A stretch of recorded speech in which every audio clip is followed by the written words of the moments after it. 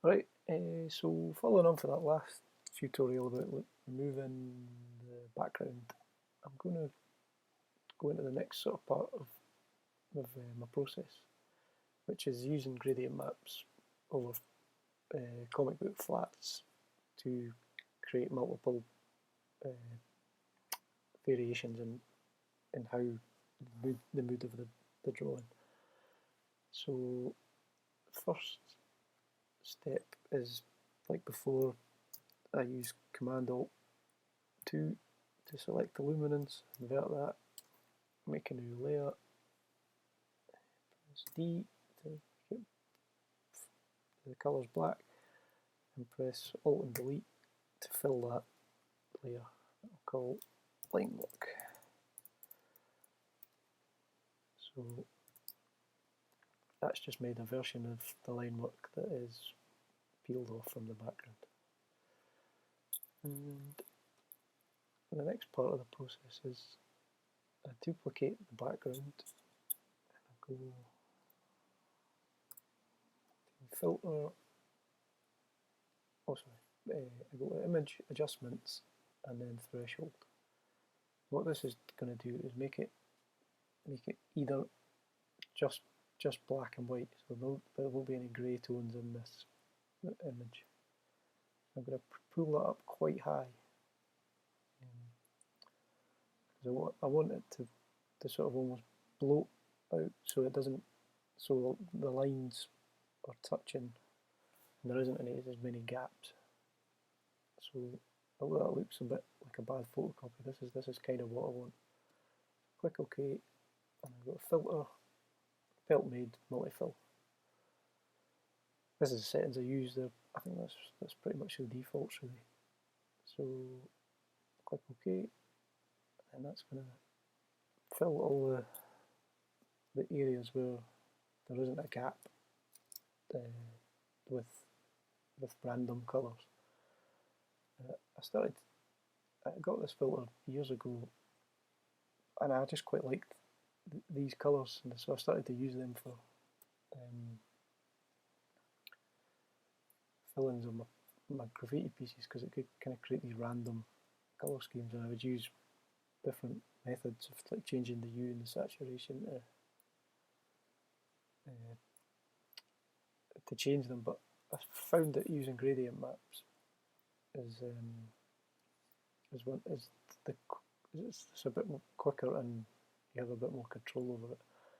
So I went up to the select menu there and picked the colour range. So what I want to do is click into the black area, select the black, and then I want to press Shift and Delete, and then I want to pick Content Aware, because what I want to do is get rid of this black line, and I want to just fill it with the colours closest to it, and that's what the Content Aware tool does.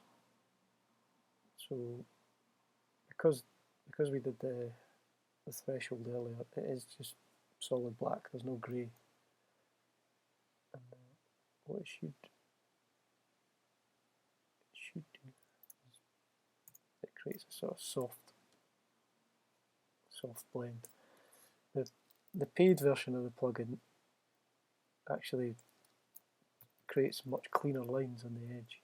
So you can get the plugin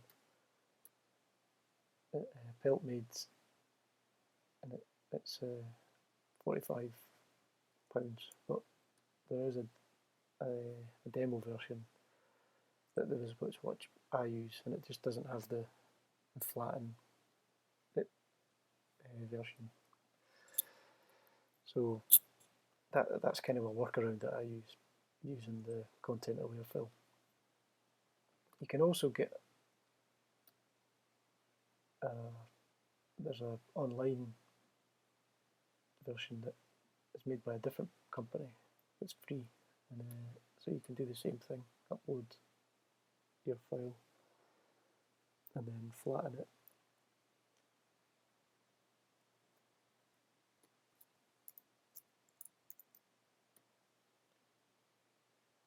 And it just downloads it.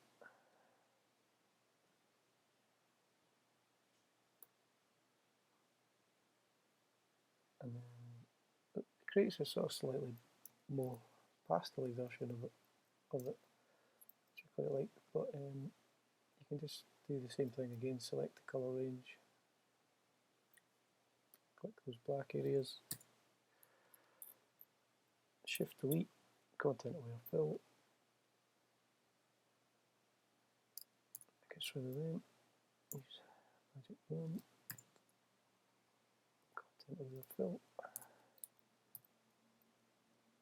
I just to make it quicker online, I'd uploaded a half resolution version of it, so I'll bring this into the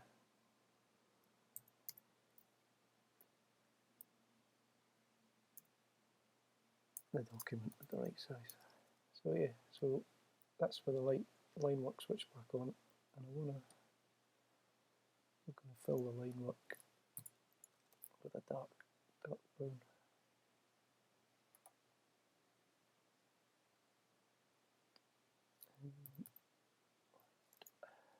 So I've made gradient set that you can get on Gumroad. I made that the last week, and it sort of shows you some examples there. But that's what I'll be using in here today. But you can, it's easy enough to make your own gradients if you want. It's not that's just a quicker way of getting them. So go to the adjustment layers, switch on the gradient map, and you'll see that's the set loaded up there. But you'll have a different version in yours. But you can just create gradient maps just by clicking in the space. But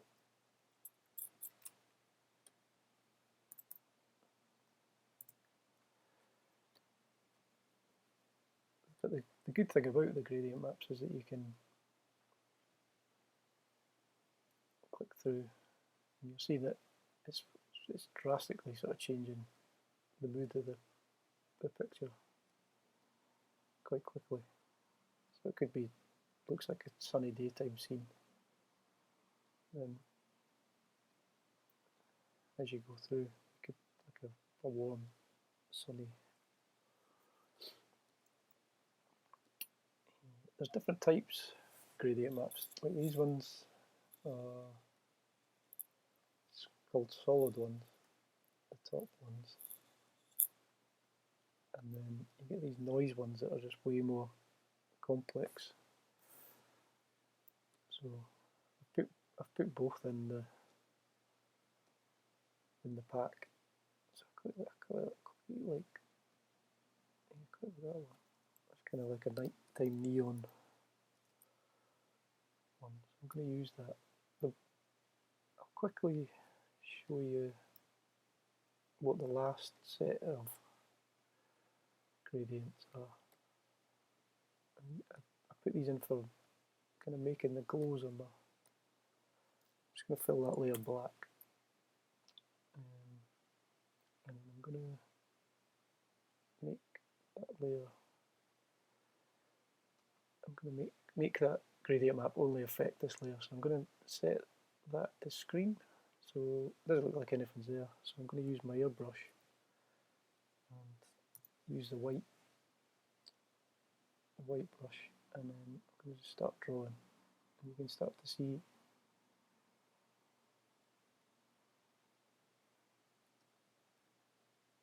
I'm going to start drawing the airbrush. You start to see these glows.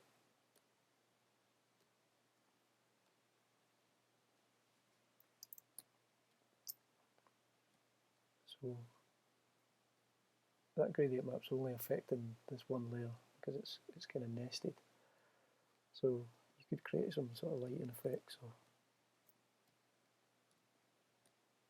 but I'll probably do that in another tutorial. That's just to show you what those ones do. So I quite like that. I might just put in a curves adjustment. Maybe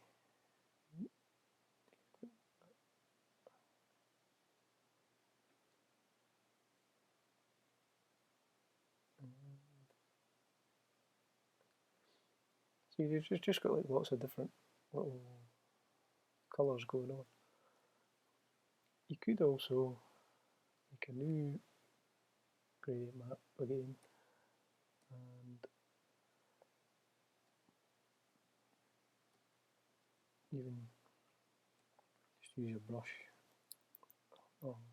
Press Command I to inverse that and use the white to sort of draw in.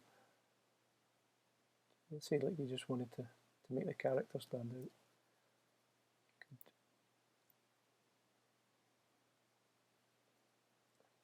just do something like that.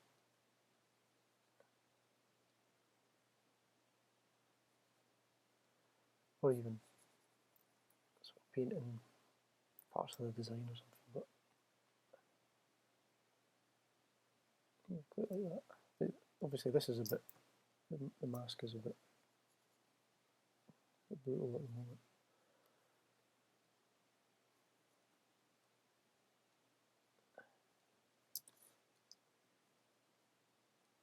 So from here on in, usually I make a new layer above all the gradients and stuff, and I just start to pick colours from the background, and then I make my brush about 50% opacity, and I just start to draw over the colours. But what I quite like about the brush being at 50% is that you still keep a bit of the colour that's underneath, so you're getting still little bits of the texture. And then I just continue with that process until I'm quite happy with the overall look of the colours. So I suppose it's like doing washes in a painting or something. But I'll start to get into the process a bit more in the next tutorial.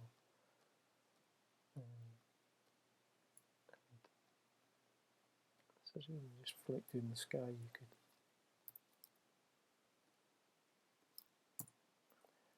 start to separate areas out as well.